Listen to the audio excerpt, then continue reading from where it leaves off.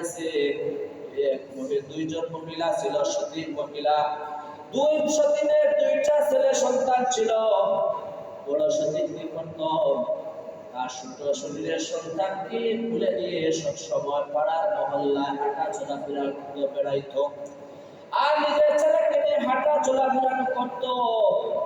পাড়ার মহিলারা এই মহিলার বড় সতীনের বড় প্রশংসা করত। দেখো সতীনের মধ্যে কিরকম সাত মৌলের মতো তাদের মধ্যে লাভ থাকে, কিন্তু দেখো এই মহিলা নিজের সন্তানকে হাঁটাইতেছে, নিজের সন্তানকে হাঁটে নিতে আসে, কষ্ট দিতে আসে, কিন্তু আপন সতীনের ছেলেকে সে কুলের মধ্যে নিয়ে পাড়ার মধ্যে চলাফেরা করে, যাতে করে সতীনের সন্তান কষ্ট না পায়। পাড়ার মহিলাদের কাছে সেই মহিলার প্রশংসা সবাই পঞ্চমুখ হয়ে গেছে। মহিলা এই মহিলার এক ছোটবেলার সাথে বান্ধবী ছিল। একদিন সেই মহিলাকে সে বলল, হে আমার বান্ধবী, লোকে তোমার অনেক প্রশংসা করে, তোমার সতীনের ব্যাপারে তোমার ভিতরে কোনো হিংসা নেই, সতীনের সন্তানের ব্যাপারে তোমার কোনো হিংসা নেই, আসলে ব্যাপারটা কি বলো, খুলে বলো, এটা বলো।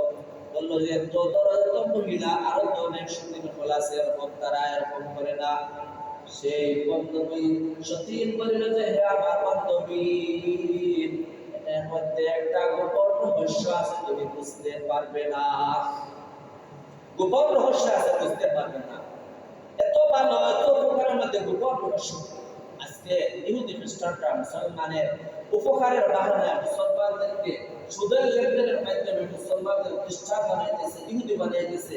আমাদের উত্তরাঞ্চল যে এলাকা, এই এলাকার মধ্যে বেশি পাহাড়ি জনগোষ্ঠীর মধ্যে দিনের এলিট না থাকার কারণে এই সুদের লেনদেনের সমাজের সহযোগিতার মাধ্যমে অনেকে সুদের টাকা পরিশোধ করতে পারছে না। এজন্য অনেকে চাপ দিচ্ছে, তুমি যদি খ্রিস্টান হয়ে যাও তাহলে তোমার সুদের যে লেনদেনের পাওনাটা ছিল সেটা আসল সহকারে সুদ সহকারে সুদ করে মাফ করে দেওয়া হবে। মানুষের এই লেনদেনের বয়ের কারণে মানুষ দলবন্তরিত হয়ে যাইতেছে, বিতর্মী হয়ে যাইতেছে উপকারের কারণে। এজন্য সব উপকার নয়।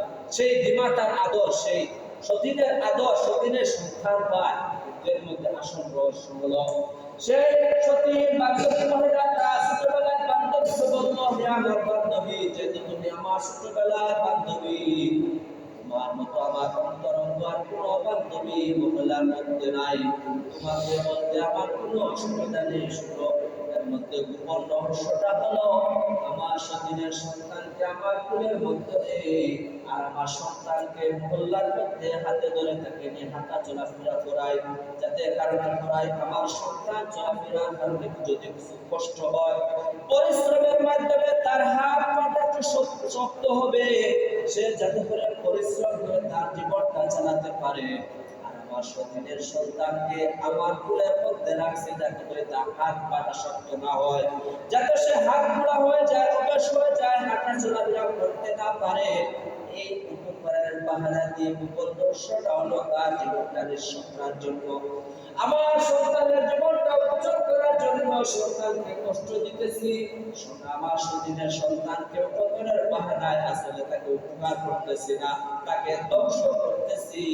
তদ্রূপ সেই রূপ আমাদের সমাজের মধ্যে নারীর উপকারের বাহানায় মহিলাদেরকে নিয়ে অফিস আদালতের মধ্যে নিয়ে আমাদের মা বোনদের কাছে বেপরদা করে পুরুষের কাছে নিয়ে চোখের জিনা করাইতে আছে, অন্তরের জিনা করাইতে আছে, অঙ্কের জিনা করাইতে আছে। মুসলমান আসল রহস্য আমাদের ইমানের হেফাজত না বোঝার কারণে আমাদের মা বোনদেরকে তাদের ইজ্জত সম্মানগুলা কিভাবে বাঁচাতে হয় সেটা না বোঝানোর কারণে আজকে আমাদের মা বোনেরা আন্দোলন করতে আছে। আমরা অধিকার চাই, দায়িত্ব চাই, কিন্তু যদি এই মহিলাদেরকে বাড়ির মধ্যে আরামে পুরুষে যদি আনিয়া যদি খাবার দাবার দেয়, বাড়ির মধ্যে আরামে খাবার দাবার ভালো, আর পুরুষ বাহিরে কষ্ট করে আসে, তারপর বাড়ির মধ্যে বক্ষণ করে, মহিলা বাড়ির মধ্যে থেকে তেমন পুরুষের মতো বাহিরে যাওয়ার যে রিস্ক থাকে, অ্যাক্সিডেন্ট থাকে, সেই অ্যাক্সিডেন্ট থেকে বাঁচে, আরামে সাথে তার জীবন গ্রহণ করতে করতে পারে, তার জীবন যাপন করতে পারে, তার ভরণ পাইতে পারে। আপনি যদি মনে করেন আপনাকে একজন মানুষ বলে যে আজকে থেকে তোমাকে তোমার মরণের আগ পর্যন্ত তোমাকে আমি শুধু আমি খাবার দাবার দেবো, তুমি শুধু খাইবে আর থাকবে, আর তোমার কোনো দায়িত্ব নেই, আমরা কি এটাকে অস্বীকার করব? যদি কেউ বলে তোমার এখন থেকে শুধু তোমার খাবার দাবার যা আছে সবের দায়িত্ব নিয়ে নিলাম, আমরা কি কেউ না করবো না? তুমি আমাকে খাওয়াইবে আর আমি খাইবো আর বসে থাকবো না? আমরা সুযোগের অপেক্ষায় থাকি।